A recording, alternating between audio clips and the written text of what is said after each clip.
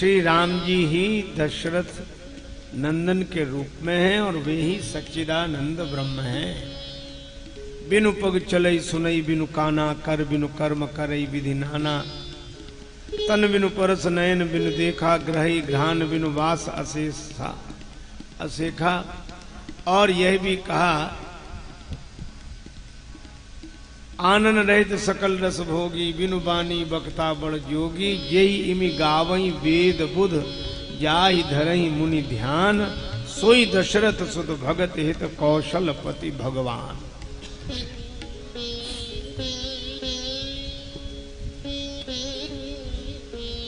महाराज विराज है। तो देखो, आप रामचरितमानस पढ़ेंगे तो पाएंगे कि इसमें भगवान शंकर ने 5 बार कहा, सोई दशरथ सुत, रघुकुल मन मम स्वामी सोई, गिरिजा सोई, कृपालु रघुराई, और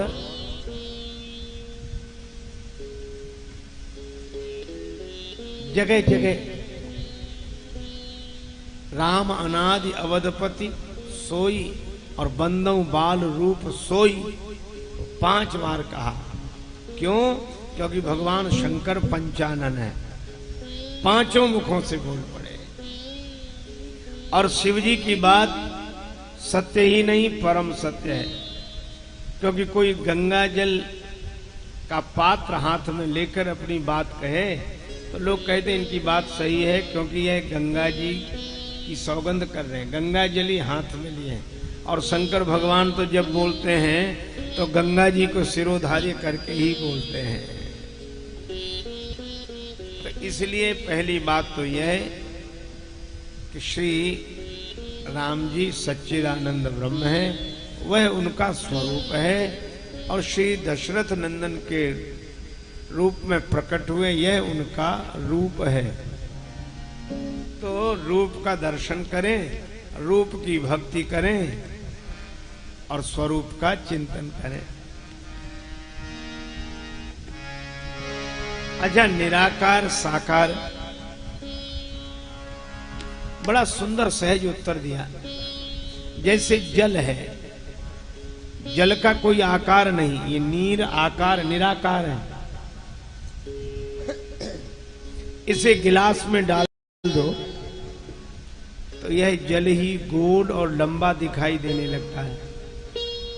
कटोरी में डाल दो तो वैसा आकार ग्रहण करता है, थाली में डालो तो वैसा आकार ग्रहण करता है। तो इसका अपना कोई आकार नहीं है, जिस बर्तन में डाल दो उसी का आकार ग्रहण कर लेता है। इसका अर्थ है कि जल का अपना कोई आकार नहीं है, तो यह निराकार है। तो इसी जल को कटोरी में भर के कोई फ्रिज में रख दे और थोड़ी देर रखा रहने दे, तो यही जल बर्फ हो जाएगा कि नहीं? अब जल को बर्फ बनाने के लिए कुछ मिलाना तो नहीं पड़ा, कुछ नहीं मिलाया, तो इसका अर्थ है कि जल ही बर्फ है। जल निराकार था, बर्फ साकार है। तो क्या जल का कोई आकार हुआ बर्फ के रूप में? करना, जिस कटोरी में रखा उसी का आकार ग्रहण कर लिया उसने, और आकार कटोरी का ग्रहण किया और स्वयं साकार हो गया। स्वरूपतः वह निराकार है, है? इतनी सी बात है। तो इसी तरह वह जल रूपी, जो जैसे जल निराकार है, इसी तरह वह परमात्मा निराकार है। अब किसी भक्त ने अपनी भावना की कटोरी में उसे भर लिया और निष्ठा के फ्रिज में रख दिया, तो वह निराकार ही साकार हो गया। पर वह साकार जो हुआ है वह जल का आकार नहीं है, वह तो अपने स्वरूप में ज्यों का त्यों है। यह तो जिस कटोरी में रखा उसका आकार ग्रहण कर लिया। इसी तरह वह निराकार परमात्मा भक्त की भावना का आकार लेकर भक्त की निष्ठा के कारण साकार हो जाता है। पर जैसे जल में और बर्फ में तत्वता कोई भेद नहीं है, इसी तरह निराकार और साकार और निराकार में भी कोई भेद नहीं है। लेकिन फिर प्रश्न होता है कि निराकार को साकार क्यों होना पड़ा, क्यों उन्हें साकार बनाया गया? इसलिए क्योंकि जल को पकड़ा नहीं जा सकता, बर्फ को पकड़ा जा सकता है। तो वह मन समेत यही जान न बानी, राम स्वरूप तुम्हार बचन अगोचर बुद्धि पर, अथवा नेति नेति यह वेद निरूपा। तो वह पकड़ में नहीं। तो रूप रेख गुण जाति जुगुति बिनु निरालंब कित धावे। तो जब पकड़ में नहीं आए तो भगवान सगुण साकार हो गए। साकार हुए भक्तों के भाव के कारण, तो भक्तों ने चरण पकड़ लिए। तो भक्तों के कारण सो केवल भक्तन हित लागी, परम कृपालु प्रणत अनुरागी। इसलिए वे निराकार से साकार हुए भक्तों के प्रेम के कारण। अब रही श्री राम जन्म के प्रयोजन। राम जन्म के हेतु अनेका, राम जन्म के हेतु अनेका, राम जन्म के हेतु अनेका, राम जन्म के हेतु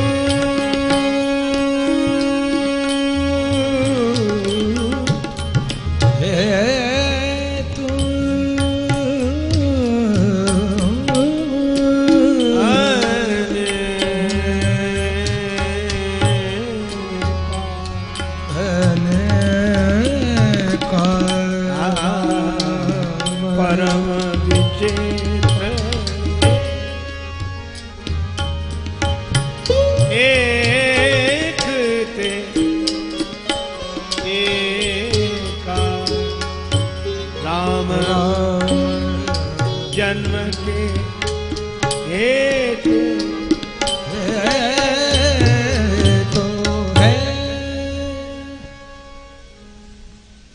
श्री राम जन्म के अनेक कारण हैं।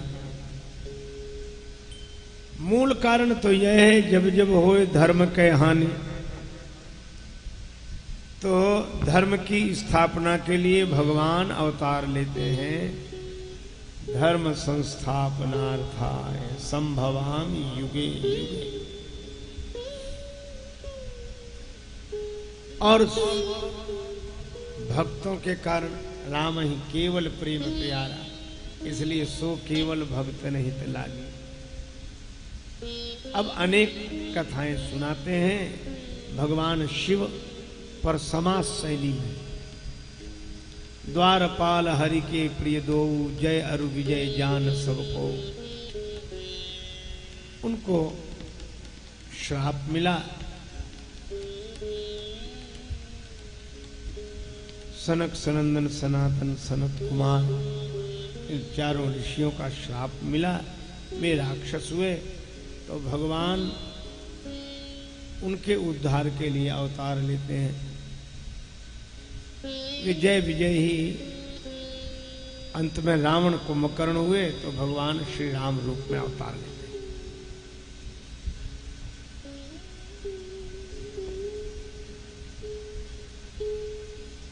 जालंधर एक कल्प में रावण हुआ, तो भगवान श्री राम रूप में अवतार लेकर उसका उद्धार करते हैं। तहां जलंधर रावण भयउ, रनहति राम परम पद दय।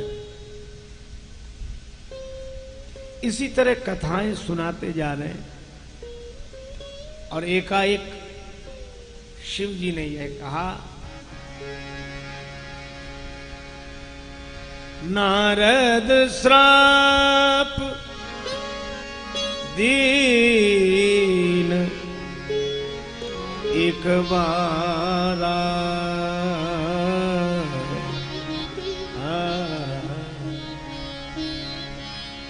कल्प एक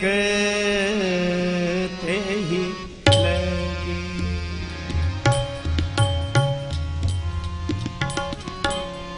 कल्प एक ते ही लगी।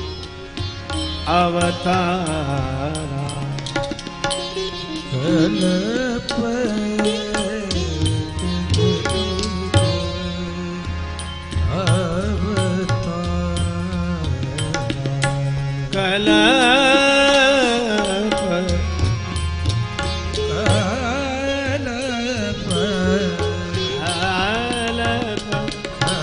कल्प एक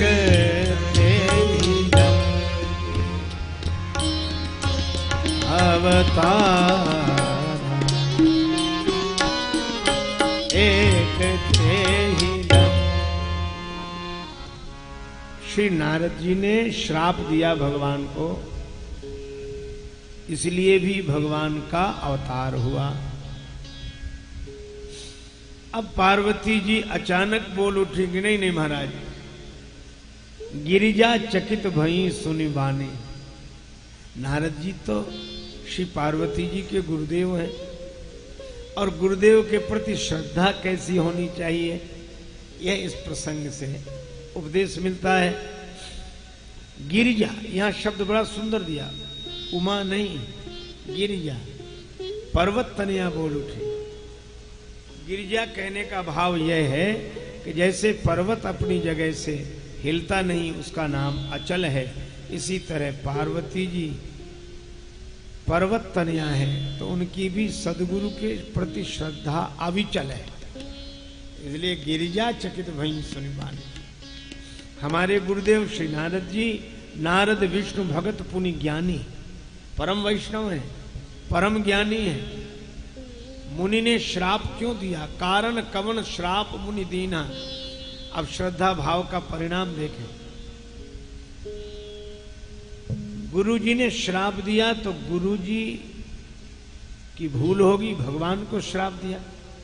तो पार्वती जी यह नहीं कहती हैं कि हमारे गुरुदेव ने ऐसा गलत काम क्यों किया, ना,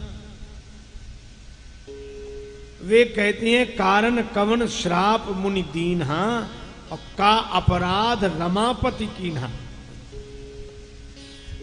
अपराध इधर नहीं उधर, भगवान ने जो अपराध किया वह तो आप बता नहीं रहे। नारद जी परम वैष्णव परम ज्ञानी ऐसे ही थोड़े श्राप दे देंगे,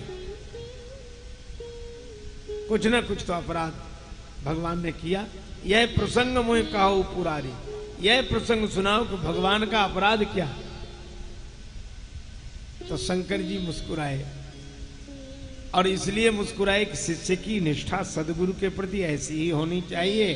किंतु पार्वती बोले बिहसी महेश तब ज्ञानी मूढ़ न कोय, यही जब रघुपति करई जस सो तस ते ही क्षण हो।